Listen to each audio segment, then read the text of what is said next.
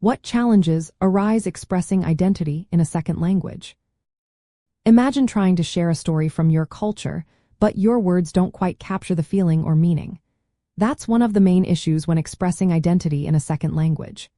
Language isn't just about words, it's about how we show who we are. When people speak a second language, they often find it tricky to fully communicate their feelings, beliefs, or cultural background.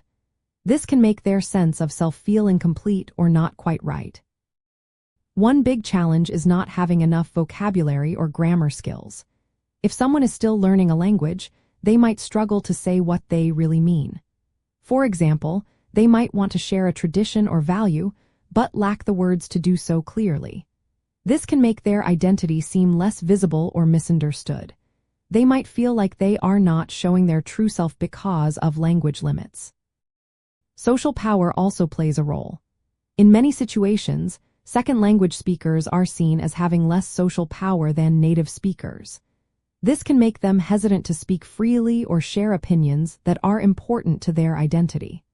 For example, immigrants might feel pressure to conform to the dominant culture's way of speaking or acting, which can hide parts of their original identity.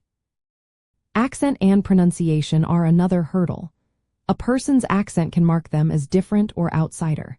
This might lead to teasing or discrimination, making it harder to feel accepted. Sometimes, people try to change their accent to fit in better. But doing so can feel like losing part of who they are, especially if their original way of speaking is tied to their cultural roots. Cultural differences in how people communicate can cause misunderstandings.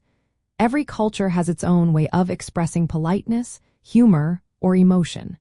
When someone uses a second language, they might not pick up on these subtle cues.